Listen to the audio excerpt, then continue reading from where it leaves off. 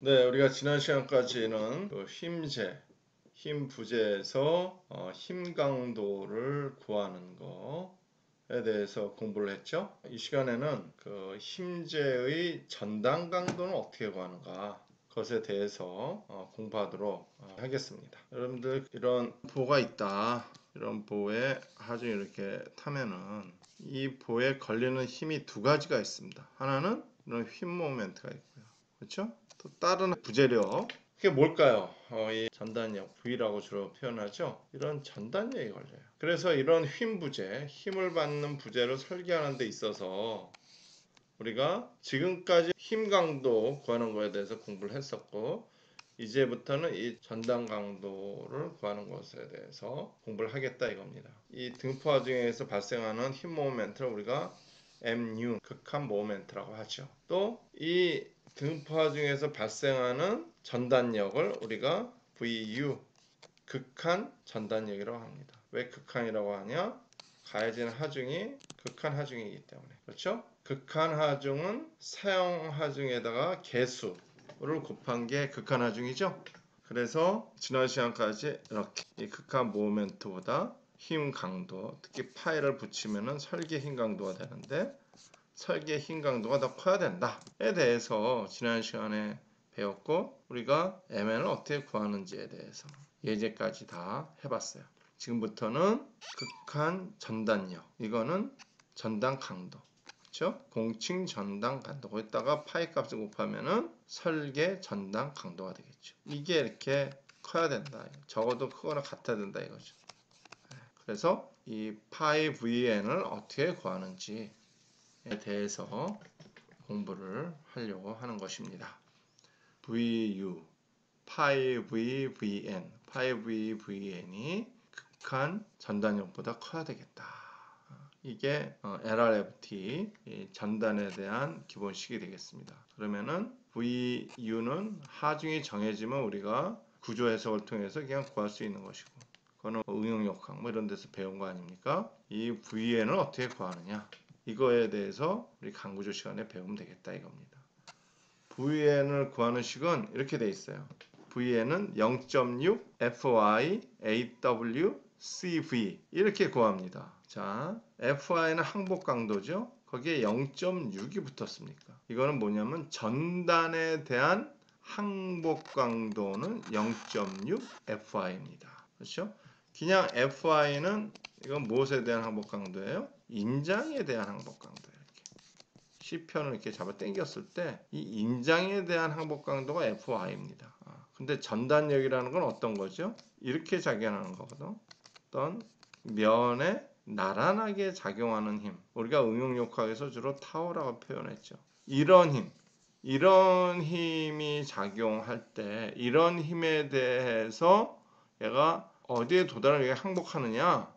0.6의 FY에 도달하면은 얘가 이런 전단력을 받을 때 항복한다 이거죠. 그냥 인장력을 받을 때 대비 몇 프로밖에 못 받아요? 60% 정도의 힘만 받으면 얘가 항복한다 이겁니다. 왜 60%의 힘만 받으면 항복하느냐? 이건 강제의 특성입니다. 자, 그러면은 0.6 FI는 그렇게 된 것이고, AW는 뭐냐 하면은 힘재 전체의 높이에다가 외부의 두께를 곱한 거예요. 이렇게 있으면은 힘재 걷어 이 전체의 높이를 우리가 D라고 합시다. 거기에다가 외부의 두께, 요 두께 이걸 곱한다 이거예요. 그러면은 AW가 나온다. 그러면 요 앞에 것만 보면 뭐예요? 0.6 FY의 AW니까 항복에 의해서 파괴되는 항복 저항 강도가 되겠어요. 왜 그러면은 단면이 이렇게 면적이 상부 프렌지, 하부 프렌지도 있는데 왜 외부만 이게 받는 걸로 계산을 하느냐? 이 전단력은 대부분 외부가 받아요. 여러분들 이런 단면에 있어서 전단 응용도가 어떻게 되는지 알아요? 어떻게 되냐면은 1학기 때 배웠어요. 그렇죠? 이런 형태로 돼 있어요. 다시 한번 그려보면은 이렇게 돼 있고 이렇게 돼 있다 이거죠. 이게 어디에 대해서 상부 프렌지, 외부, 밑에가 하부 프렌지가 이렇게 있죠. 이렇게 돼 있다는 얘기야. 그렇죠? 보면은 상부 프렌즈랑 하부 프렌즈는 응력이 매우 작아요. 그래서 거의 무시할 만합니다. 결국은 외부에 해당되는 이 부분에서 응력이 이렇게 크단 말이야. 이렇게. 무슨 응력? 전단 응력이. 외부에 이렇게 밑으로 흐르는 전단 응력이 이렇게 큽니다. 따라서 프렌즈랑 상부 프렌즈, 하부 프렌즈는 단면이 있긴 하나 전단에 대해서는 역할을 못한다. 이렇게 쉽게 생각하면 되겠어요? 그럼 뭐가 역할을 한다? 외부가 역할을 한다. 따라서 전단에 대한 항복 응력에다가 외부 단면적을 곱하면은 얘는 외부가 항복에 의해서 파괴되는 강도가 되겠습니다. 그런데 뒤에 뭐 하나 붙었어? CV가 하나 붙었어요. 얘는 가리켜서 전단 계수라고 하는 것입니다. 왜 CV가 붙을까요? 항복에 의해서 얘가 항상 파괴되는 게 아니라 자굴에 의해서 파괴가 될 수 있습니다. 이 CV는 전단 계수라고 해서 뭘 고려하냐? 전단에 의한 외부의 자굴, 전단력에 의한 외부의 자굴을 고려하는 그런 계수라고 볼 수 있겠어요. 여러분들 외부의 자굴 그러면 생각나는 거 있습니까? 네, RPG 생각납니까? 얘는 뭐죠? 힘에 의한 외부의 자굴을 고려하는 거야. 얘는 CV는 뭡니까? 전단에 의한 외부의 자굴을 고려하는 거야. 알겠습니까? 그게 어떻게 다른지 이해되죠? RPG는 지난 시간까지 계속 했었고 CV는 이번 시간에 본격적으로 하겠다 이겁니다. 그래서 둘 다 외부의 자굴이긴 한데 RPG는 힘에 의한 외부의 자굴이고 CV는 전단에 의한 외부의 자굴이다. 그렇게 여러분들이 기억을 하면 되겠습니다. 외부의 전단 자굴 강도를 나타내는 곡선이 되겠습니다. 식이 여러분들 어때요? 힘에 의해서도 각종 자굴 강도가 이렇게 항복 구간, 비탄성 자굴, 탄성 자굴 뭐 이런 식으로 형태가 됐었죠? 모양은 똑같습니다. 값이 조금씩 달라서 그렇지 모양은 똑같아. 그렇죠? 그래서 이 앞부분은 뭐야? 항복에 의해서 파괴되는. 얘는 비탄성 자굴. 그 다음은 탄성 자굴. 이렇게 돼요. 비탄성 자굴은 직선, 탄성 자굴은 항상 곡선. 앞에 거랑 형태는 같습니다. 그런데 이게 전단에 대한 거기 때문에 타워와는 전단 항복. 이 전단 항복 응력이 얼마야? 조금 전에 봤다시피 인장 항복 응력이 몇 배? 0.6배다 이거예요. 전단 항복이랑 비탄성 자굴을 나누는 경계 값이 뭐야? 이거죠. 1.1에 루트 KCEFI 이렇게 돼 있어요. 비탄성 자굴이랑 탄성 자굴을 나누는 경계 값은 이렇게 돼 있고 이렇게 돼 있고. 그렇죠? 예. 그래서 HTW 아까 얘기했었죠. 예. H는 외부의 높이가 되겠어. 이렇게 있으면은 요게 H야. TW는 외부의 두께. 이렇게 됩니다. 그래서 전체적인 형태는 이렇게 된다. 이겁니다. 자, 그럼 CV 아까 나왔었죠? CV가 우리가 아까 다시 한번 써봅시다. V에는 어떻게 됐어요? 0.6 FY에 AW CV 이렇게 됐었죠. 그래서 항복 강도 이 구간 전단 항복이 발생할 때는 CV는 값이 얼마겠어요? 1.0이야. 그렇죠? 그 다음에 비탄성 자극을 할 때는 판폭 두께비에 따라서 얘가 직선적으로 변화하겠죠. 그럼 무슨 CV가 무슨 식이 하나 있겠지. 그 다음에 탄성 자극을 할 때는 비선형적으로 변하는 CV 무슨 식이 있겠죠. 그래서 CV를 어떤 식으로 구하는지 지금부터 보면은 되겠습니다. 우리가 이게 옆에서 본 외부의 판입니다. 이게 복부판이야. 이거를 그려보자면은 이렇게 가지 않습니까? 요 옆에 요 복부판 있죠? 복부판을 여기다가 옆에서 봐서 그린 겁니다. 이렇게 복부판에 전단이 작용한다 그러면은 힘이 이렇게 아랫방향으로 이쪽이 타워. 그럼 전단은 쌍을 이루고 있습니다. 다른 쪽으로는 이렇게 타워 이렇게 걸리고 그 다음에 이렇게 타워가 걸리고 이렇게 타워가 걸려요. 그러면 여기가 내려갈 때 여기는 왜 올라가느냐? 이거는 여러분들 힘의 평형 원리에 의해서 시그마 F Y 이퀄 0 이런 식이 있죠. 우리가 어떤 일부분의 단면을 이렇게 끊어냈을 때 이 단면이 힘의 평형을 만족합니다. 그러면 이걸 만족하려면 한쪽은 내려가라고 한쪽은 올라가야지 플러스 마이너스 제로가 되겠죠. 또 이 수평 방향 이 방에 대해서는 시그마 F X 이퀄 0이 돼야 되겠지. 그렇죠? 평형 조건식. 그럼 얘가 이 위에서 오른쪽으로 간다면은 밑에서는 왼쪽으로 가야 되겠지. 그래야지 이게 만족할 거 아니야. 전단력이 이렇게 작용한다 이런 얘기입니다. 그 다음에 이제 남아있는 게 뭡니까? 여러분들 이렇게 생각할 수 있을 거야. 그럼 타워가 이 수평으로 작용하는 게 그러면 이렇게 작용하고 이건 반대 방향으로 이렇게 작용해도 이거 되는 거냐? 그러면 시그마 fx 방향의 힘 모두 합하면 0이다. 이게 성립하지 않냐? 성립합니다. 그런데 모멘트를 또 잡아봐야 되겠죠. 이 점에서 모멘트 잡으면은 여기랑 여기는 요 점을 통과하기 때문에 그냥 0으로 떨어져요. 그렇죠? 그럼 시계 방향으로 도는 걸 다 플러스로 놓고 한번 잡아보면은 여기는 보면은 힘이 이렇게 작용해서 요 팔 길이 곱하고 힘이 이렇게 작용해서 요 팔 길이 곱하면은 여기 힘이랑 여기 힘이 결국 시계 반대 방향으로 이렇게 돌리려고 그러죠. 그렇죠? 그러면 시그마 모멘트 이퀄 0이 성립이 됩니까? 안 됩니까? 성립 안 하죠. 따라서 우리가 구조역학의 기본은 뭐냐? 평형 조건식을 만족해야 돼. 항상 평형 조건식이 아까 얘기했듯 시그마 fx 이퀄 0 x방향의 모든 힘을 합하십시오. 그러면 0이다. 시그마 fy 이퀄 0 y방향의 힘을 모두 합하십시오. 그럼 0이다. 시그마 모멘트 0 어떤 점에서 모멘트를 잡으십시오. 그러면 0이다. 시계방향 도는 걸 플러스 놓고 많이 푼다. 따라서 얘가 내려가고 얘가 올라가면은 반드시 이 위에 팀은 오른쪽으로 가야 됩니다. 얘는 왼쪽으로 가요. 왜 그러냐? 이 점에서 예를 들어서 모멘트를 잡아보면은 얘와 얘는 모멘트 중심을 통과하니까 그냥 0이고 이 전단력 곱하기 이 길이 그렇죠? 이 전단력 곱하기 이 길이 하면은 방향이 서로 어때요? 얘는 시계 반대 방향으로 돌리려고 얘는 시계 방향으로 돌리려고 그렇죠? 시계 방향으로 도는 걸 플러스로 놓으면은 얘가 플러스면 이게 마이너스야. 그래서 플러스 마이너스 제로가 된다고요. 그래서 힘의 평형 조건식을 만족한다 이겁니다. 이게 항상 성립해야 된다.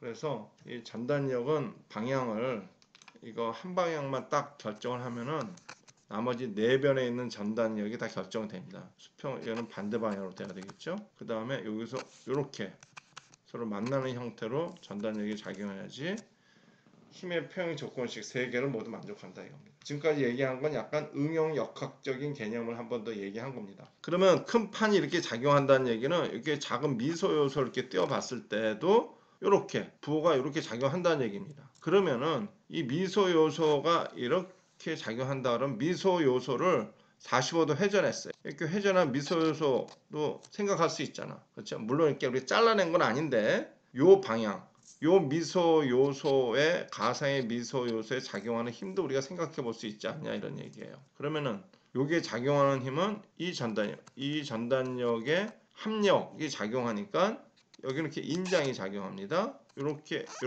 힘이 작용하니까 여기도 인장이 작용해. 그 다음에 얘가 요 점을 봐서는 이렇게 요 합력을 구하면은 압축으로 작용합니다. 얘 또 압축으로 작용합니다. 그래서 이 전단력이 작용하는데 왜 자굴이 일어났냐고 얘기하느냐 하면은 이거 미소 요소를 생각하면 이 방향으로는 인장이지만 이와 이와 직각 방향 이 방향은 압축이 작용합니다. 여러분들 내가 뭐라 그랬죠? 압축이 있는 곳에 뭐가 있다? 뭐가 있습니까? 압축이 있는 곳에 자굴이 있습니다. 그래서 전단 자굴을 고려해 줘야 된다. 이쪽으로 압축이 이렇게 있으니까 이 방향으로 얘가 이렇게 변형을 일으킵니다. 작을 일으킨다 이거야. 그래서 이런 전단력이 작용할 때도 미소 요소를 회전해서 생각을 해보면은 이 방향으로는 압축이 작용하기 때문에 자굴이 발생한다. 그거를 한번 얘기한 것입니다. 그러면은 그 자굴을 고려하는 게 뭐라 그랬어? 전단 계수라 그랬잖아요. 그렇죠? 그래서 전단 계수를 어떻게 계산하느냐? 이런 식으로 계산한다 이겁니다. 그래서 전단 계수 CV는 HTW가 이거보다 작거나 같은 경우에는 전단 항복을 하게 됩니다. 어떤 구간이야? 이건데 이 축이 HTW 축입니다. 그 값이 어떤 특정한 값. 요 값이 요겁니다. 요거보다 작은 경우에는 여러분들 보는 바와 같이 이 구간이잖아요. 그렇죠? 전단 항복하는 구간입니다. 그 다음에 HTW가 이 값과 요 값이 요거겠죠? 그 사이 어디에 존재하면 얘는 뭐야? 비탄성 자구라는 구간이야. 그때의 CV는 이와 같이 구한다 이겁니다. 설계 기준에 나와 있는 식입니다. 1.1의 루트 KV의 2의 FI, HTW 이렇게 됩니다. KV는 여기서 이렇게 이와 같이 계산하는 거예요. HTW가 이렇게 되는 경우, 즉 이 경우죠. 이 경우는 무슨 구간이야? 탄성 자고라는 구간이다. 이 CV를 구하는 요 식은 이렇게 구한다 이거죠. 이게 CV죠. 이 값이 이쪽이 이렇게 구한다 이거. 그럼 여러분들 보는 바와 같이 이 탄성 자고는 곡선이니까 뭐야? 비선형적으로 변화하죠. 그러니까 HTW의 제곱이 붙죠. 이쪽 값의 제곱이 이렇게 붙고. 비탄성 자고라는 쪽은 뭐야? 선형적으로 변화하죠. HTW 1승이죠. 따라서 이거에 반비례해서 선형적으로 비례하게 됩니다. 여기서 KV가 나오는데 KV는 이렇게 계산해요. 이렇게 5의 AH의 제곱이라고 이렇게 계산하는데 그러면 A가 나왔죠. A는 뭐냐면은 우리가 플레이트 거더를 옆에서 본 거예요. 여러분들 플레이트 거더를 좀 가쉽게 본 사람은 이게 중간에 이렇게 수직 보강제가 이렇게 보강이 됐어요. 그래서 수직 보강제의 센터에서 센터 투까지 거리 이게 A예요.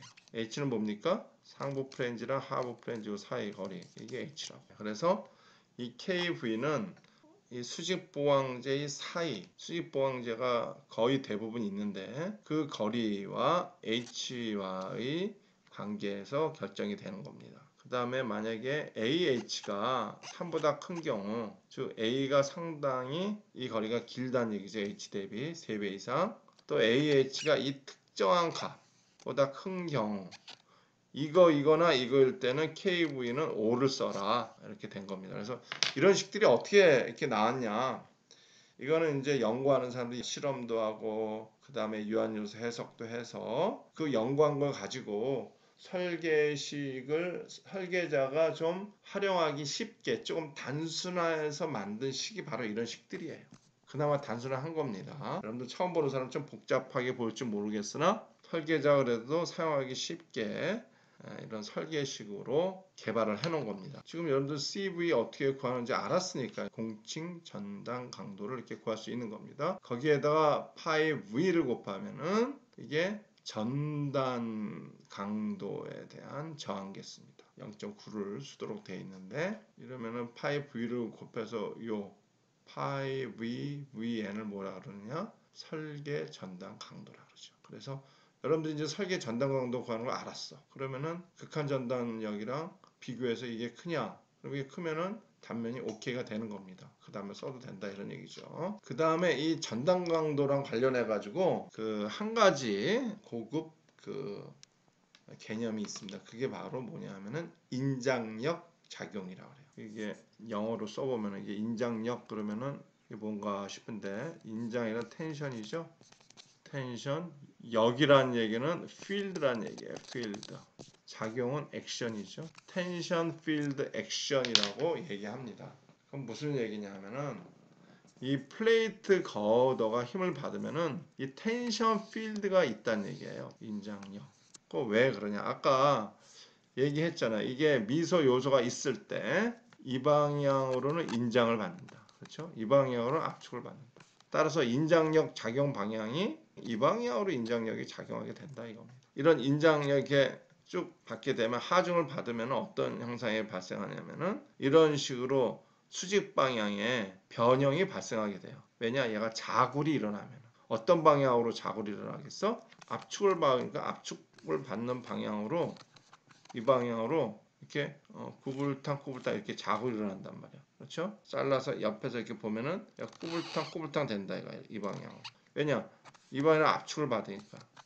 뭐 이런 식으로 꾸불탕 거린다는 얘기예요. 그럼 프렌즈는 밑으로 좀 내려가겠죠. 내려가면서 이런 자굴이 일어난다. 이런 자굴이 일어나는데 이 방향으로는 뭘 받아요? 인장. 그렇죠? 인장을 받으니까 이 인장을 받는 놈이 더 이상 자굴이 일어나지 않도록 이렇게 딱 버틴다고. 그래서 요렇게 버티는 걸 가리켜서 우리가 인장력 작용이라고 합니다. 그래서 이런 인장력 때문에 추가적인 하중을 지지할 수 있다. 이런 자굴이 일어난 다음에 이 방향으로 인장으로 쫙 버티니까 추가적으로 하중을 지지할 수 있다 이거죠. 이쪽을 이렇게 봤을 때 자굴이 뭐 꿀탕 이렇게 계속 이게 폭이 커지면서 일어나려고 그러면 어떻게 해야 돼요? 점점 이쪽으로 이렇게 쑥 이렇게 들어가면서 이렇게 자골이 일어나고 강도가 떨어지려고 하는데, 그런데 이 방향으로는 인장을 받기 때문에 자골이 일어나지 않고 딱 버틴다 이거예요. 그래서 우리가 이런 인장력 때문에 추가적으로 하중을 더 버틸 수 있다. 이거 전단력을 더 버틸 수 있다. 그럼 얼마나 더 버틸 수 있겠는가? 이렇게 궁금하잖아요. 그렇죠? 얼마나 더 버틸 수 있는지를 여기에 식으로 나타낸 것입니다. HTW가 이런 경우, 이게 무슨 얘기입니까? 아까 강도가 CV를 계산하는 게 탁, 탁 이렇게 됐었잖아요. 그렇죠? 그래서 이 항복이냐 자굴이냐를 나누는 이 포인트 있죠. 여기. 요 값이 어떤 값이야? 이 값이야. 이 값이. 여기가 HTW니까 HTW가 요 값보다 큰 경우, 이쪽으로 간 경우에는 이렇게 인장력 작용을 고려한다 이거. 그러면 좌측으로 가는 이 구간에는 왜 고려를 안 하냐? 여기는 자굴이 일어나지 않으니까. 뭐에서 파괴돼? 항복에서 파괴되는 구간이니까 인장력을 고려할 필요가 없죠. 이 인장력이라는 거는 자굴이 일어난 다음에 인장력에 의해서 버티는 힘이기 때문에, 따라서 이거보다 이렇게 큰 경우에는 이런 인장력 현상이 일어날 수 있다. 그래서 얼마나 그러면 강도가 증가하느냐? 이 구간의 계산이 뭐야? 요거였잖아요. 얼마나 더 증가하는 거야? 이만큼 더 증가하는 거죠. 여기에다가 요가 곱한 만큼 더 증가하게 되는 것입니다. 이 가로 안에 요 식이 더 추가가 된다. 이게 인장력을 고려하는 거다 이겁니다. 알겠죠? 대체적으로 보면 A랑 H 제곱에 또 플러스 1하고 루트, 그러니까 A와 H랑 관계가 있죠. 자, 그러면 여러분들 오늘 수고 많았습니다. 자, 이상 마치겠습니다.